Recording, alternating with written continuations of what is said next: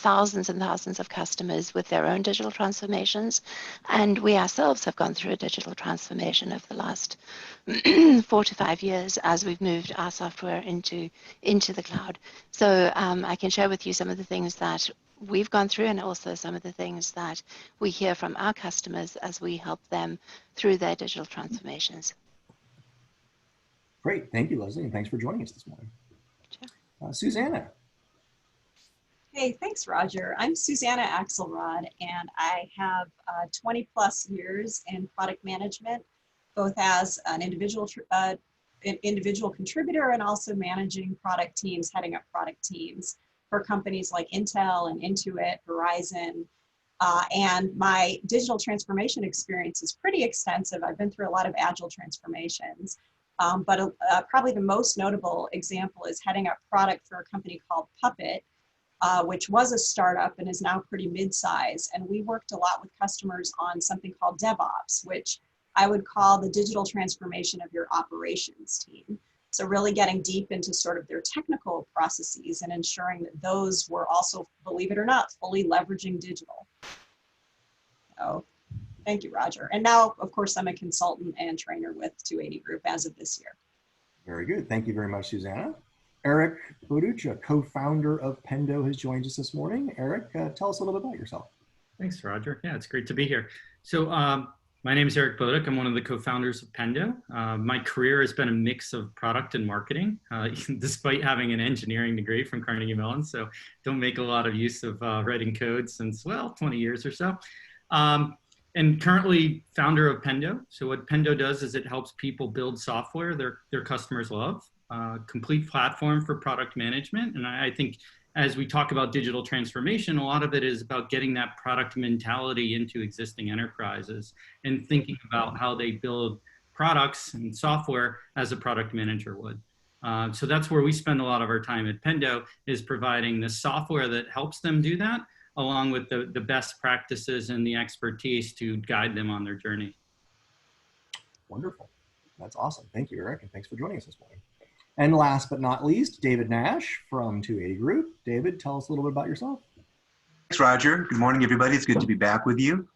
I, too, have my early career in engineering, undergrad in engineering, and then I went to the dark side into product management a long time ago. Came up through a number of tech and software companies here in beautiful Portland, Oregon. My accent's from New York, please forgive me. And I have been leading product teams and building product teams for the last 15-ish years. Digital transformation, yeah, before it was called that, we just called it getting rid of legacy stuff and being more responsive and lots of other things we'll get into in the next few minutes. So I've learned a lot about what good looks like and what good does not look like. Learned a bunch of lessons the hard way.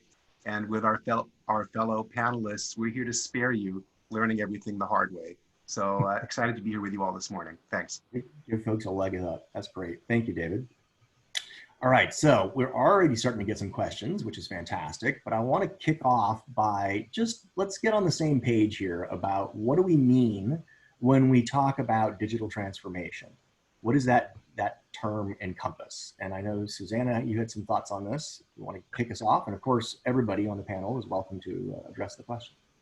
Yeah. So it's really the application of digital technology to every aspect of your business. And it's looking at where all the friction is, where are the manual processes, and how can you use digital technology to really change that, to really enable you to be more efficient, and literally from the products you deliver to the way you communicate with your customers, your internal processes, the way you run your business in general. Mm-hmm. Yeah, I completely agree with that. I think the one thing that I would add to that is really about focusing on solving business problems. It's not about technology for technology's sake. It's about using it to drive better business outcomes. And in doing so, hopefully also drive, drive innovation in your business.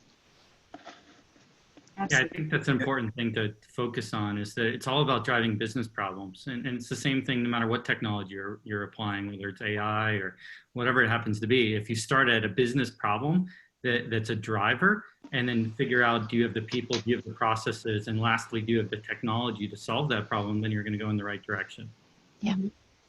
If I could throw out one thing, I would say that even if you're doing software, guess what, folks? That doesn't mean you're digital. If you're doing Yeah. on-premises software, which has been part of my earlier career, software is one of several ingredients, but doing software does not make you digital, and hopefully we'll peel that onion a little more in the next few minutes. Yeah. That's a good point. Yeah. One thing I want to add about digital transformation, again, from a product management perspective, is think about, it isn't about the technology, as several of you have already talked about. It is about, can I add more value to my product with a digital technology?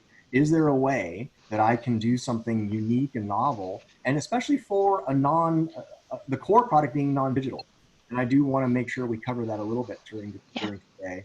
Can you, and the example I think I used in the blog post, I'll bring it up again, is if you buy a hot tub, is there a chance for digital technologies to help improve that customer's experience? And there is. Yeah. You can get an application now and add a Wi-Fi module to the hot tub, and now you can be driving home or you're on the subway, and you open up your app on your smartphone and you start warming up the hot tub on your commute home, so that by the time you get home, the hot tub is ready for you to jump in.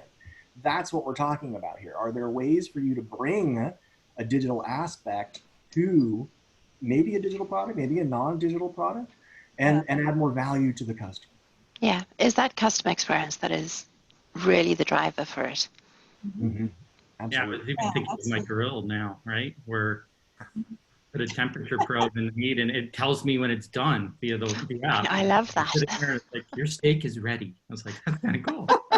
All right, Eric, I'll be over at 4 p.m. Yeah. It's like the Nest for everything, right? Not just to control the temperature of your house, but your hot tub, your grill. Right, So, exactly. Yeah, so digital transformation is not just about digital products, right? It can be about all products, right? Right. Okay, so then the next question is, and staying on the product management theme, is what is a product manager's role when a company is going through a digital transformation? Mm-hmm. Well, I mean, I think, we talked about technology as this enabler, and I'm certainly not going to say that you don't have to understand the tech or how to talk to your engineers and work with the technical folks in your company, but the focus is going to be on the customer. Yeah. So it's away from digital for digital's sake, and as long as, understand people and understand customers, and that is going to enable you to come up with the right digital solutions to work with your teams effectively so that you're solving customer problems. Mm-hmm. Good point. Yeah. I think just to add to that, going back to the customer experience part of it, product managers know the customer. They have to know the customer. They also know the product, and they know the market challenges, and they already work with all the various parts of the business, most of the various parts of the business that are involved in that digital transformation: finance, marketing, sales, and everybody else. So I do think that product management is absolutely central to digital transformation. And I think any company that doesn't already have a product management focus or practice within their organization that wants to go through digital transformation has to actually start by making sure that they put that practice into place as well. Yeah, I think that's super important to focus on. Having that product management mentality and organization inside the enterprise is essential, right? Because you really have to all product management is, a lot of it is that communication with the customer, that empathy with the customer, that understanding the problems you're trying to solve, where, you can see people come out with now televisions, and, they're moving digital. So I now have you can buy a television that's in your refrigerator. Now, I don't know what problem that's solving. How many people are walking up to the fridge and they couldn't pause the TV long enough to get their coffee or whatever, iced coffee or whatever happens to be there. So it feels like that's like not thinking about it from a customer standpoint. We're going back to the grill. That's a great idea, where I don't have to sit there and go out there and check the temperature every time of my steak to see if it's medium rare. I can just get an alert saying it's done, it's ready. And that's something that feels like they had a product manager there thinking about, like, okay, how can I make the grilling experience better, for my customer? Where in the case of the refrigerator, I think they were just thinking, hey, wouldn't it be cool if we could do X? And I don't think there's ever a customer conversation there. Mm-hmm. Right. I think anytime something starts with "wouldn't it be cool," you're probably on the wrong path. Oh, been there, done that. If I could add one thing to everything that was just said, I would say that product managers have always had to facilitate the work of others who don't report to us. That's what every product manager gets charged with the first day. And we have to be good storytellers. That's just because you have to enroll people who don't care or don't know all around you in the company. So I think the big wrinkle, having gone through digital transformation, is not just keeping the customer at the center of the story, but relentlessly and continuously experimenting and having data to tell your story. Because the digital transformation allows us to, not just allows us, but requires us to be in constant interaction with our customers, learning at an accelerated rate, so that we have data to support a lot of our decisions. And so the things we've always done before digital transformation came, we now have data and constant experimentation to help accelerate and raise the impact of. And that's our job in product. Yeah, I think that's a good point. The data, I mean, you know, Pendo started as a data company, right? And I think even going back to the grill story, not to belabor that one, you know, but if you rolled out this feature that was telling you when your dinner's ready and no one used it, you know, you'd want that data. You'd want to know that, well, it sounded like a good idea and the customer feedback was great. Maybe only 5% of your users or 2% are using it. So maybe it's something you like deprecate the next time. You don't want to spend those resources supporting it because people aren't using it. And data can help, you know, guide your decisions, both the initial decision and your ongoing iterations. Yeah. Right. Absolutely. And I think once you find out from the data that people aren't using it, you need to then add that qualitative aspect and go talk to your customers or your potential customers and find out why. Right. Why not? So we've got a couple of questions coming in where I think we're still trying to lay some groundwork on definitions. So Harsha S. asks, what's the difference between digitization and digital transformation? I'll start with that one. Yeah. I think digitization is very often just about trying to modernize processes and make them more digital. Digital transformation is really, I think, actually misnamed. I think it's business transformation. It's using technology to transform your business. And if you just make things digital, that's not necessarily transformative. You have to actually put together the digital technology together with the people and the processes and all of the other stuff that goes, and the change management and everything else that goes into actual business transformation. And I think that's the key difference to me. The one is more just modernization as opposed to transformation. I think that's a really good point, Leslie. So if we think about companies like Microsoft, we say that actually Microsoft has undergone a digital transformation. And you know, some of our students, you know, they scratch their heads and they're like, well, but isn't that a software company? But it's really that business transformation to focus on the cloud, to focus on, you know, the innovative aspects of business, to not ship on-premise software anymore, to really, you know, focus on data and collecting that data and SaaS, serving your customers differently. Yeah, I can think of an example too from banking. I mean, I remember loan applications, they would go into a file and they would pull them out and they're all paper, right? Digitization was taking that and then making them all electronic where they could search and find them on their computer. And then when I look at transformation, now I think of the fact that online I can apply for a loan and that whole process can be done without me going into a bank. You know, I can upload documents. That whole business process has been transformed so that it's digital and requires me as a consumer to do a lot less than I had to do. Right. Yeah, I think that's a very good point. Sorry, carry on, Suzanne. Oh, it's taking out those manual steps and those additional frictions. Yeah. You reminded me of an example of one of our customers who's the Union Bank of the Philippines, and they've had digitized processes for a long time, but they've just gone through a very, very rapid 2-year digital transformation journey. And what their goal was to become a 100% digital bank, so that all of their customer interactions could be through digital services, through mobile applications. They wanted to also speed up their time to approve loans and the like. But in order to do that, they had to make sure that the customers they were dealing with were not people who they shouldn't be dealing with. And in order to actually make that all succeed, they're really focused on the data and making sure they have the right data.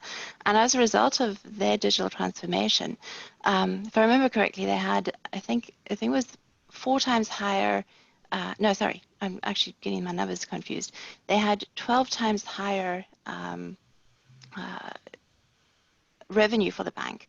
And the other thing that they were trying to do was approve those new loan requests faster. And by transforming their entire business and the way that they dealt with their business and their data, they now got their loan request approvals to 3 minutes, which is an amazing difference compared to, you know, what their old processes would look like.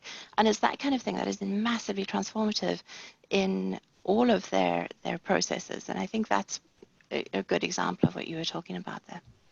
That's a great example. Absolutely. Yeah. So another question that we got from our audience, there's 2 questions here, and I think I'll tackle the first one just really simply, and we'll move on to the next one. Are digital age companies like Facebook, Uber in need of digital transformation at all? Or are they a digital first company? And look, we call those folks digital natives when we're talking to companies, right? They started digital. And so they typically don't need a digital transformation, but I'll ask if any of you disagree with my position on that. I think they need digital tweaks. Yeah, Sorry, Suzanne. There's always refinement. I mean, I think understanding, relentlessly looking for those frictions, right? Where are the issues with process that can be automated or can be smoothed out, or, you know, how can you work together more effectively? So I think there are definitely tweaks, as Leslie said. Yeah, they certainly don't have the challenges that, you know, a 150-year-old insurance company is going to have because they've started in a much cleaner position. But what happens anyway in any business is that you'll have a proliferation of new systems springing up, and they're not necessarily all brought together, and so you don't have a way of actually really getting that that single view of who your customers are anymore.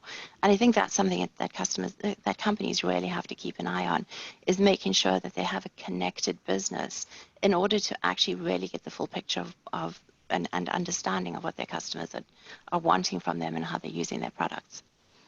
Yeah, so Technology always itself. opportunities.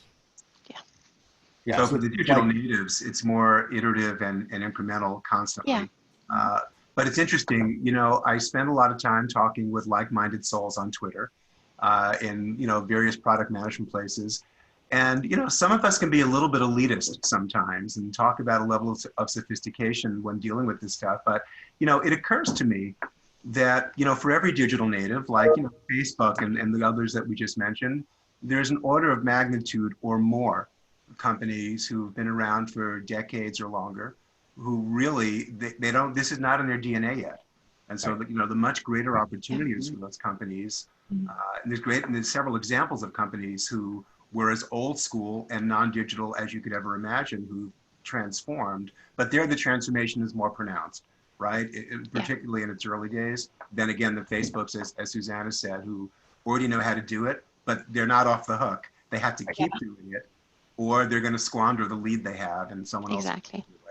Absolutely. Yeah, so once you have arrived as a digital company, you're not done, right? It is going to be a continuous evolution, because as we have new ways of engaging with customers, or customers want new ways to engage with us. You know, 5 years, 10 years ago, there was no idea that you were going to have these smart speakers all around your house that you could then have a conversation with. So that even, you know, a company like Facebook that's 20 years old and has been digital from the beginning had to react and say, okay, am I going to do something with this new channel, this new way of interacting with my customers? And I'm not convinced they've necessarily nailed that one yet either, quite frankly. But so it's going to be a continuing, evolving journey. That's a really good point well made. Exactly. And if you're doing it right, that's part of the transformation. It's almost like, you know, continuous discovery in some ways, continuous transformation, because you're going to have data on these processes that you've transformed, that you've changed. And based upon that data, you're going to iterate on them. You might find out that customers don't do exactly what you thought they did, and you could cut out a couple steps, or maybe you need to add in a couple steps because customers get stuck in their digital journey. You're going to learn a lot if you're tracking the underlying data of the processes, the business processes your customers are stepping through. So that actually is a good segue to the next question. Mickey T asks, how does an understanding of the customer journey impact digital transformation? Oh, Eric, I think you're a great person to lead that one off.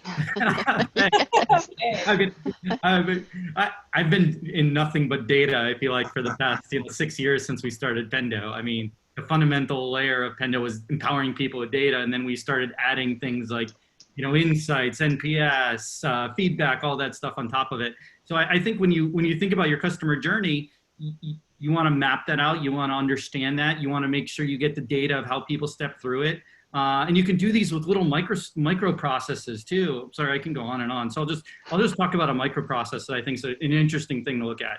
And that could be free trials. For those of you who have a business that wants to run a free trial of some kind, it could be any kind of free trial.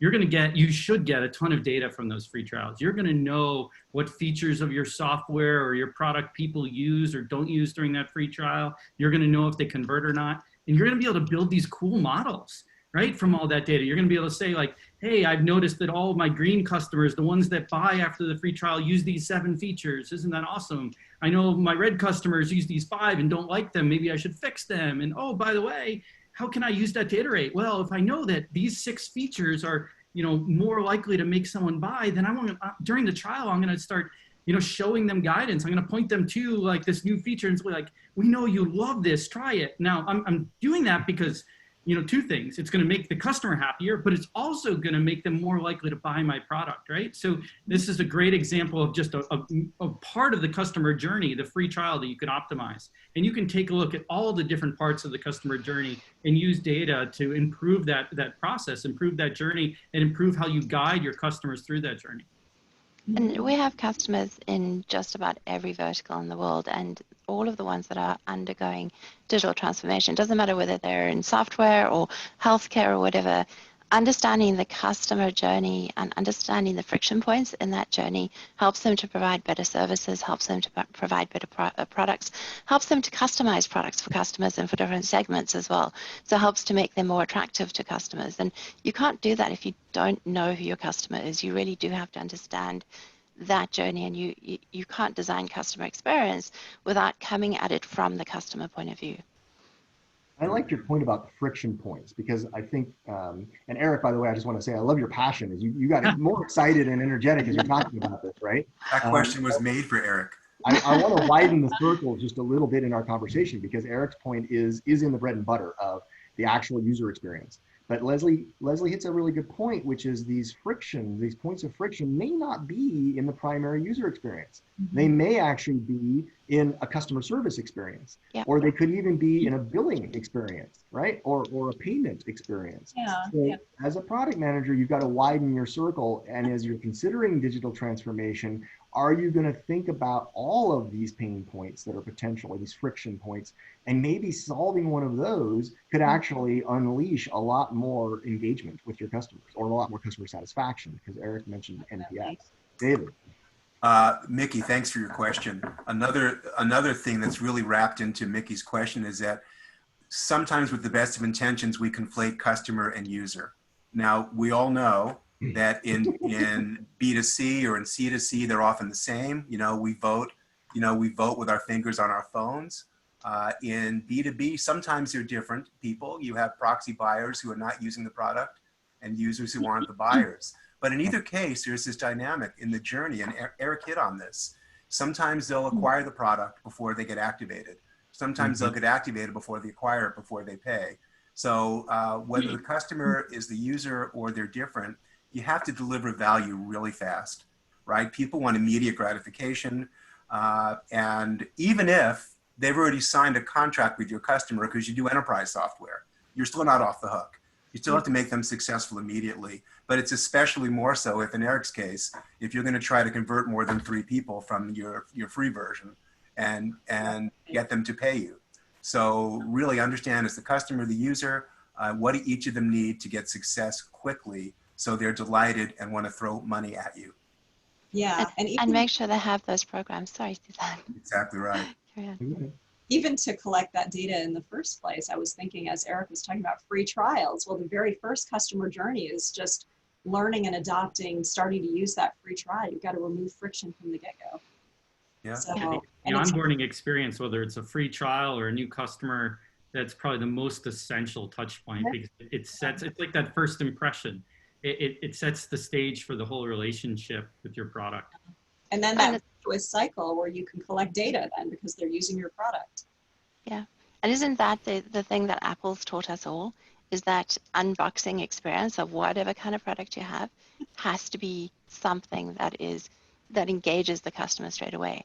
It doesn't Yes, matter what we're selling. We all have to do that now. definitely raise the bar. Mm-hmm. Absolutely. So that actually tees up, David's point tees up, I think we already got the answer to the first part of the question, but what are 1 to 3 things I can do quickly to get some quick wins? And the first one was, I heard, get a great onboarding experience, right? I think that's a great one. But what are some others? I think if you're doing software, if you're doing Agile software, you probably have a backlog today, and it's probably longer than your arm. You could have things that, are not just the next couple of sprints. I've worked in companies where we had 900 items at points, in customer requests. And again, as we said earlier, digital transformation means that you have, among other things, it means that you have data to support what customers want, how you can tie things together, which may seem like different things, but can really be force multipliers and bring value together. So go through your backlog also. There may be things which by themselves are just interesting feature requests, but you may be sitting on a gold mine of really cool things that you already have in your backlog that you can accelerate, bundle together, get value very quickly. And that is so often an overlooked place where we can pull together things we already know and deliver customer value immediately. Yeah, to add on that, I think getting that layer of data is important, right? I mean, I'm a big believer that if you can, you should capture everything your customers do in your product, because that data can empower decisions moving forward.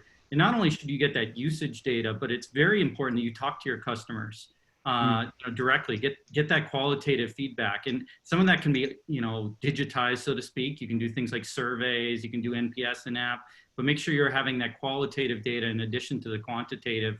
And as David mentioned, the feedback data, which ends up being a mix potentially of quantitative and qualitative. And then all of that data empowers you when you're going through further digital tweaks or a digital transformation. Great point.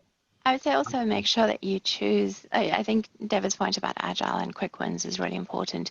Make sure you choose things that you can measure and actually show those wins that have measurable quantitative, benefits to them. Mm-hmm. And that actually the other thing I'll add is that, and I don't work for Pendo like Eric, but I've used Pendo, and there's a number of products like it. But the idea is that in 2020, this is no longer hard, people. You can buy a bunch of these products off the shelf. You don't have to invent all this stuff anymore. I'm amazed in the last 5 years how this area of data gathering and curating and analysis, particularly for in-product stuff, this used to be really hard. It's no longer hard. I would strongly encourage you to evaluate one of these products. I did at my last company, and we didn't realize we were flying blind for so long, not knowing, with the best conversion pipelines, the best marketing programs, getting people into our product. Once they were in, we had no idea what they were doing. Can you imagine, doing that anymore? So go invest, try one of these products. It will open your eyes, sometimes for the first time ever. It doesn't seem like it would be a quick win, but instrumenting your product is maybe the highest ROI and quicker than you think. You're here. So, Yeah, good point. Good point. Yeah. If you haven't instrumented your product, and there are lots of different products, and so don't reinvent the wheel, right? There's at least half a dozen companies out there that can provide you with the techniques to instrument your product quickly. And that is definitely where you're going to open your eyes to a ton of new data, right? Table stakes, yep. Yep. So another question, this is going to be a fun one. Jean Noel N asks, when going through a digital transformation journey, does a company need to necessarily adopt a full Agile model or not necessarily? I can't imagine doing it without being Agile, frankly. I don't know of anyone who does. I agree. The trick is doing fewer things more often, instead of going off and doing month-long or a quarter or year-long projects. Quick hits, quick wins. Agile is as good a model as any and as good a framework as any to do that. But I think that said, it's got to be your Agile, right? It may not be the cookie cutter, like just getting, a Scrum trainer and coach to come in and do something that, is wrote by the book may not fit your company well. So you need to actually do some iteration and experimentation with Agile too, and get to the right model that works for you. And I agree. It doesn't pay to be too. Yeah. There are companies that need to do more upfront planning, or that need to do more, alongside planning, or so it's not a cookie cutter approach. Very true. All right. Well, quick note: Agile is not just for developers, by the way. I've worked in several companies where executive staff does a stand-up every morning.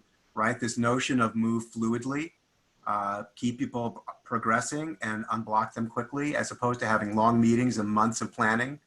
That is the essence of Agile, far and above beyond software development. Yeah. Right. Yep. It's a good point. And 280 Group does that. We have a daily stand-up as well. Yeah. All right. So 2 questions, one that came in before and one that's up here now. I want to try to combine them in kind of one. Let's do it in 2 parts. Can you give an example of a digital transformation that failed? That was a question from Harsha S. And then one of the questions that we got before was, what are some of the pitfalls of digital transformation and how do I avoid them? So let's start though with, if anybody has an example of a digital transformation that failed, please no company names. Let's protect the innocent here. But if you can relate a story of a digital transformation that failed and maybe the root cause or contributing factors, and then let's talk about some pitfalls to avoid. Mm-hmm. Well, I have on top of mine actually, which is that recently at least one of the major car manufacturers tried to implement car sharing on demand in a number of cities.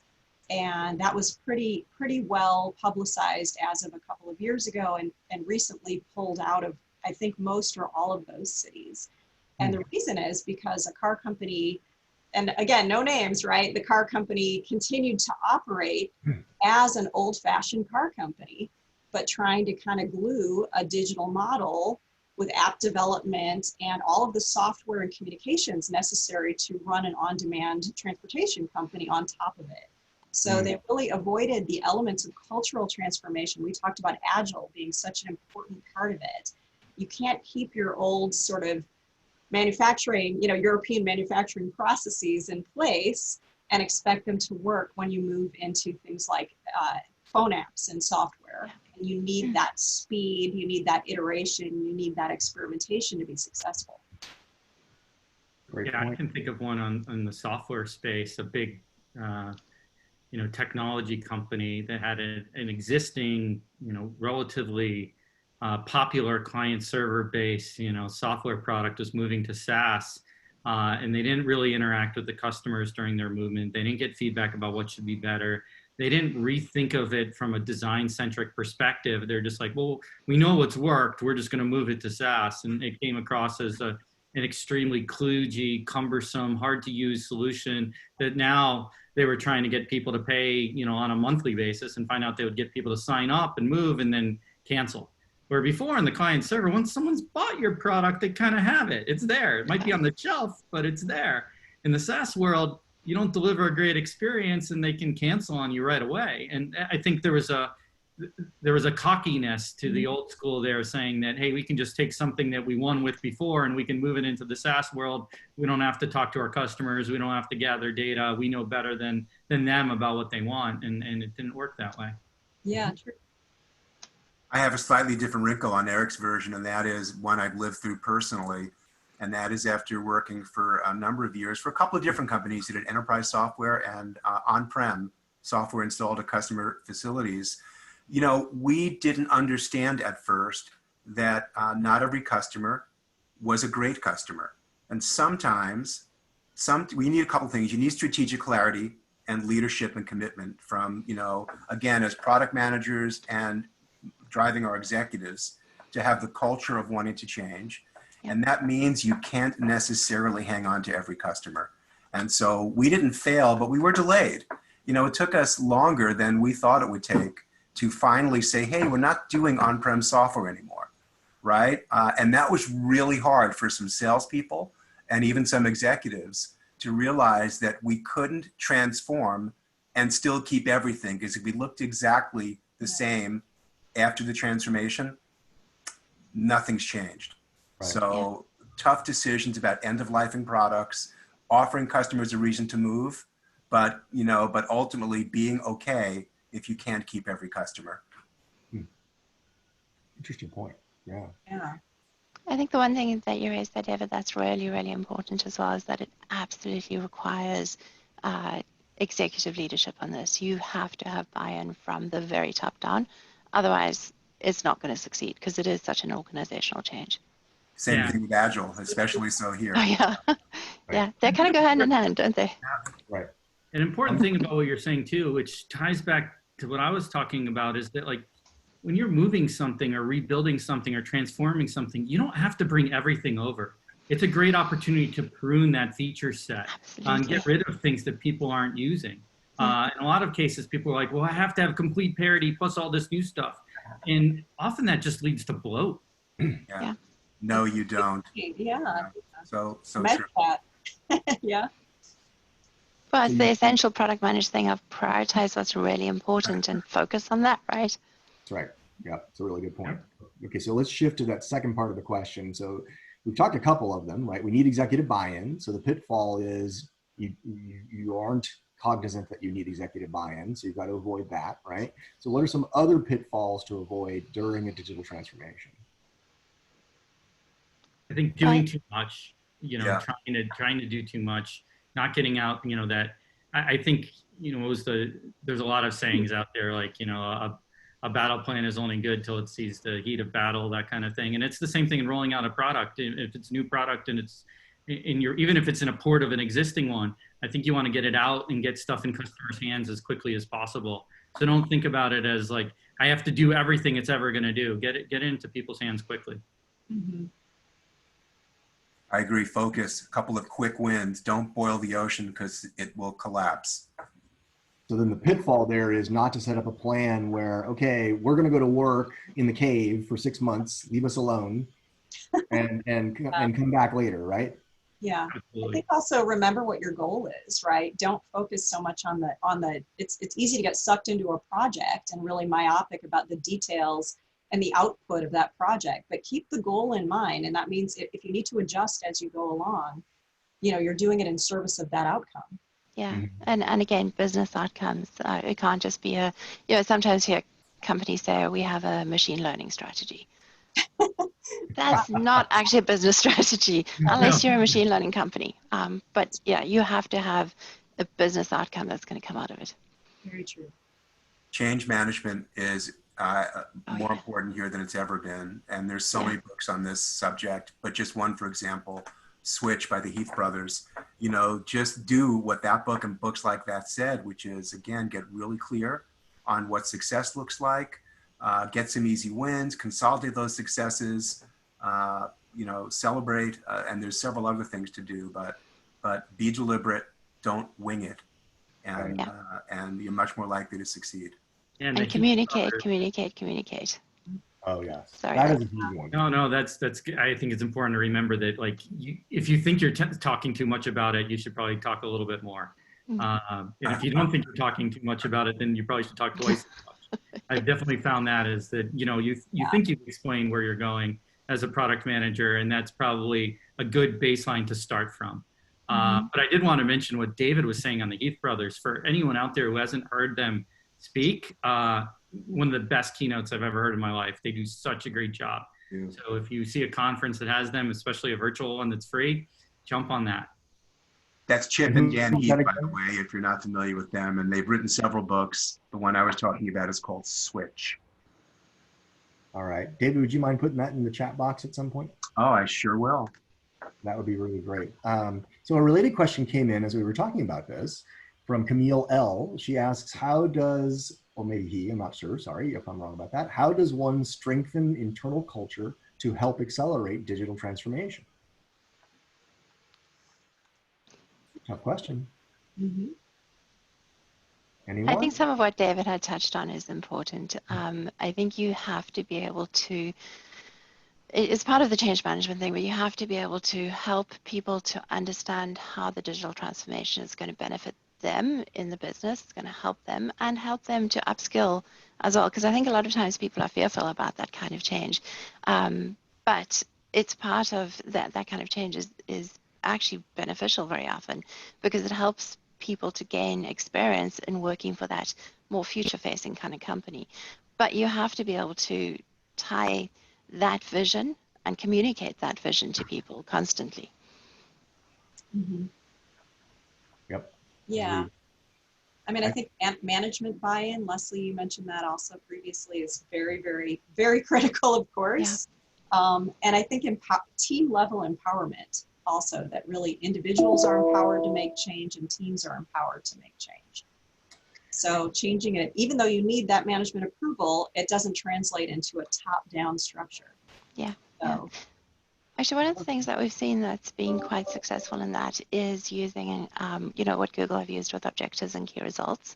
And at Salesforce, it's vision, values, and metrics, right, or V2M. That kind of approach where you actually, as you say, Suzanne, are empowering people. You're giving them the overall strategy and letting them help to figure out how to achieve that strategy. That's massively transformational within a team. Yeah. I know what our company's goals are now. How do we work together to support and help achieve those goals? Yeah. Mm-hmm. And I think another aspect of this, I've been through several, not necessarily digital transformations, but company transformations over the years, in particular, raising the value of product management in an organization. And one of the things that I go back to is the simple, what's in it for me? As you are rolling out the digital transformation, you need to touch on the goals that the organization, and what's in it from legal's perspective, what's in it from finance's perspective, what's in it for sales. You need to be thinking about explicitly, how are each of these different organizations and the individuals in these organizations going to benefit from. Somebody mentioned fear a few minutes back. How do we move from a fear framework to an opportunity framework? Mm-hmm. So we've got to talk about, how is every part and every individual of the organization going to benefit by rolling up the sleeves and implementing Agile, or taking on the business of understanding the customer journey, and then being able to actually apply technology to help solve customers' problems. All of that are big ticket items, hard things to do. So you've got to explain to them what's in it for me. Roger, you raised such a great point, because with everybody hunkered down with COVID still, and even with all the horrible business loss we've suffered nationally, yet there's examples all around us about businesses who've seen opportunity in this and who have pivoted and completely, in some cases, rebooted how they do their business. And these are brick and mortar businesses as well as online businesses. So where some see fear and despair, others see opportunity. And the barriers to pivot today and going digital are lower than they've ever been. Yeah. Leslie mentioned a few minutes back the importance of executive support. So we had another question come in asking for a little more of a concrete answer. What are one or two key ceremonies or executive statements that would indicate to the organization that the exec team does get it? They understand this new way of working. I do think it has to be part of your company's mission statement and values. And I think that has to be not just said once. I think it has to be repeated again and again and again. And both companies that I worked for, who I've seen do this very successfully, every all hands meeting starts with that statement and that vision that gets shared with everybody in the company by the CEO of the company. And if it doesn't start there, you're less likely to succeed. Yeah, and you mentioned, OKRs. That's another one, having a good company-wide OKR that has constant visibility, where the objective is some portion of digital transformation. That's a good way to keep that, top of mind throughout the whole enterprise, and the CEO himself endorsing that. Yeah, 100%. The other example we had was the CEO, and this didn't happen overnight, but it did happen, letting us off the hook and not making us do something we said we'd do in the roadmap a year ago, because a year ago it seemed like a good idea. And having the CEO say that internally, hey, we're not doing that just because it seemed like a good idea. We're doing this because it's more valuable to customers, it's more valuable to us. So saying that not just internally, but saying that to customers shows that they have your back and that you're going to change plans when it's the best alternative. Yeah, And so that really, Agile to happen. That's really that really demonstrates the commitment, right? When the executive team is willing to put aside an old priority in favor of what they had been saying anyway was really important. Now they're actually putting their money, the company's money, where their mouths is by making those kinds of decisions, right? Yeah. The other thing I think that the CEO has to do, and the key role of the CEO in this is to break down the silos between businesses, because you can't be a digital business if you're siloed and you have different functions that aren't actually connected and working together. And that breakdown of silos has to happen from the top. People don't naturally do that. They have their little fiefdoms and stick within them otherwise. Yeah, I think that's an important point that you were making, Leslie. I mean, a lot of these transformations are occurring across different departments. You know, it's design working with product, working with, you know, the business side of the house. And the more you have executives there to remove roadblocks and to get people working together and building the organization in a way that empowers people to do that, the better it's going to work. Great. So we've had a lot of great questions, and I want to shift to more of a positive scheme. We talked a little bit earlier about failures and pitfalls. Now let's get to a couple more questions before we have to close that are on more positive. I work for a company that's been in business a really long time. What are some examples of old school companies and industries that have successfully transformed? Ooh. Can I start this one? Please, David. So there's really a couple. I think there's fewer businesses in the world, and certainly here in the States, that are older than the newspaper business. So let's look at the New York Times. The New York Times, in fact, has been called the Gray Lady. That's a nickname for the New York Times. The New York Times started in 1851.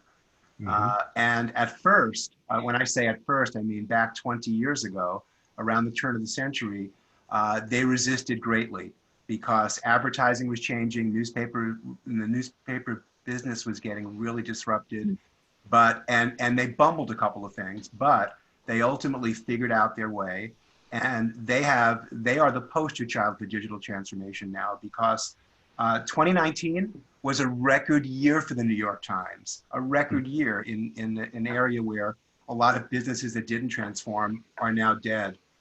They have doubled their digital revenue, in 4 years. They have 5 million total digital subscriptions now, and 1 million of them new. 1 million of them new in the last 12 months. And by the way, their stock price and hence their valuation has tripled.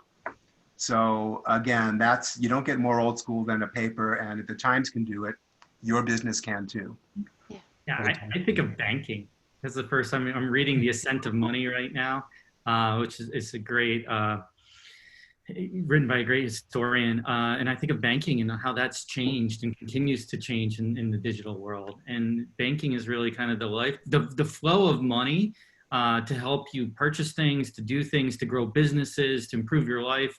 You know, the fact that we have that digital flow of money really empowers us all to have a much better standard of living. I mean, people underestimate just how important a digital banking infrastructure is for us to conduct our lives. So I look at the banking industry and see how much it's changed and how much it's going to continue to change. Mm-hmm. Yeah, absolutely. Does anyone still deposit physical checks anymore? I mean, just picture on your phone. Who even carries cash most of the time now? Never. What is that? Yeah. So and we've hit another on two one industries that were really hard, or really entrenched, I guess is what I'm trying to say. Newspapers and banking, and both of them, there are examples of companies that have made this happen positively. Leslie, go ahead. Sorry. I was going to say insurance is another area as well. We have one of our insurance customers is a company that started in 1800s, if I remember correctly, and they're doing some really interesting things with digital, which you wouldn't think, offhand is something that insurance would be able to do. But they're using Internet of Things to help prevent loss, to actually track insured items. They have automated their whole engineering inspections through digitization. I don't know why I can't say that word today. And basically also being able to deliver new services and enable things like faster claims processing, all by making those processes digital. And that's an 150-year-old company as well. Right. One more positive example, Roger. There's few businesses older than the automobile industry. And look what Tesla has done. Now, they're a tiny company, and EVs are still in their infancy by any measure. So yes, that's all true. But look at the disruption that Tesla has caused all the incumbents around the world.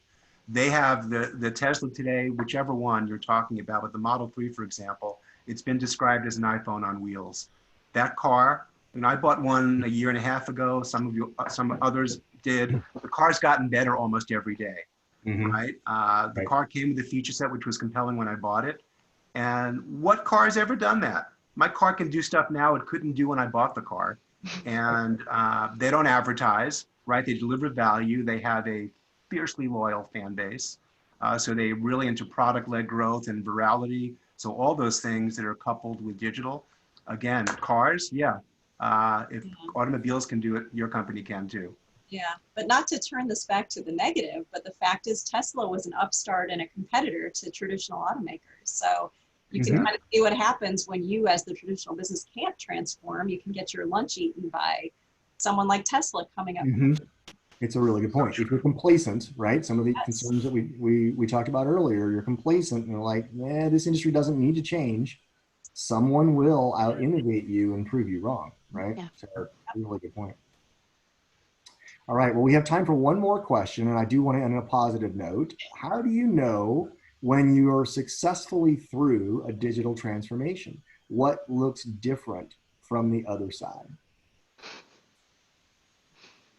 Well, first, I think you're saying, show me the data, no decisions. And again, going back to our discussion from half hour ago, we have to be good storytellers as product managers. That's one of our superpowers.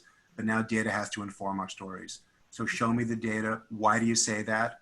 Are our customers using that? The stuff that Eric hit on a couple of minutes ago, being no longer doing things because it's someone's opinion, but doing things because they're informed by experimentation, that you have a hypothesis. When you do that routinely, like brushing and flossing, and not just on special occasions, that's when you know that you've transformed and there's no going back.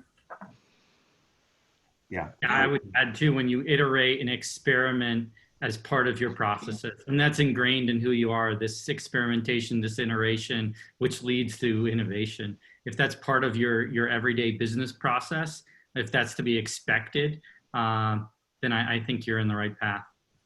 I think also your customers are delighted because you're delivering them value quickly and you're understanding what they actually need and then able to fulfill that.